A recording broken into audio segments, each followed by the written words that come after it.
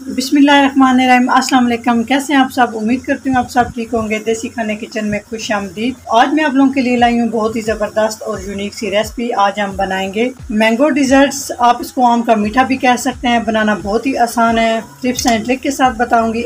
Recipe बनाना शुरू करते हैं। तो यहाँ पे 2 अदद मैंने आम ले लिए हैं और आम को अच्छे से हमने धो लिए और अब हम इनकी कटिंग कर लेंगे। अलग अलग प्लेट में हम इन दोनों आम को कट कर लेंगे। जी, इस तरह से मैंने मैंगो कट कर लिए हैं। 2 प्लेटों मैंने अलग अलग से आम कट किए हैं। एक इस तरह से मैंने कट किए हैं, आपने इस तरह से कट करने हैं, और दूसरे मैंने इस तरह से रफली से कट कर लेंगे। इन्हें हम जग में डाल के ग्राइंड कर लेंगे और इनको हमने ग्राइंड नहीं करना है, इनको हमने ऐसे ही रहने देना है। इसके ऊपर हम शामिल कर देंगे चीनी। 1 खाने का चम्मच पिसी हुई चीनी आपने लेनी है। इस तरह से सारी इसके ऊपर लगा देंगे और इसको हम एक साइड पे कर देंगे। जी, तो दूसरी साइड पे हम जूस वाला जग ले लेंगे। जो रफली से हमने आम काट के रखा है वो इसमें सारा हम शामिल कर देंगे और इसके अंदर हम शामिल कर देंगे 1 कप दूध। फुल फैट दूध आपने लेना है, मलाई आपने नहीं उतारनी।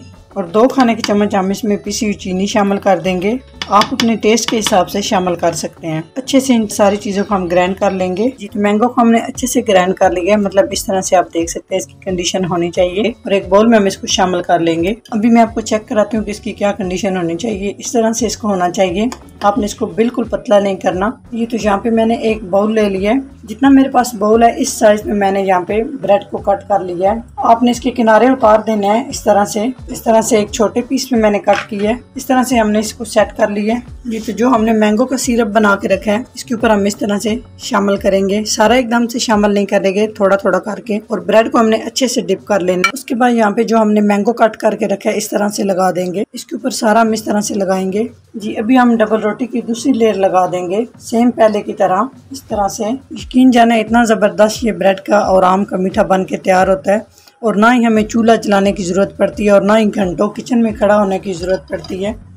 इसके ऊपर भी हम इस तरह से सारा हम इसके ऊपर भी आम का मिक्सर लगा देंगे अच्छे से। जी, तो ब्रेड की दूसरी लेयर लगाने के बाद इस तरह से हम सारा आम इसके ऊपर लगा देंगे। इस तरह से हमने आम ब्रेड सब चीज़ें सेट कर ली हैं। तभी हम इसको ना फ्रीजर में रख देंगे। तो नेक्स्ट स्टेप की तरफ चलते हैं। यहाँ पे एक बाउल लेंगे और इसमें हम व्हिपिंग क्रीम शामिल कर देंगे 1 कप, जिससे हम केक वगैरह बनाते हैं वही क्रीम है ये। और इसको हमने अच्छे से बीट कर लेना है।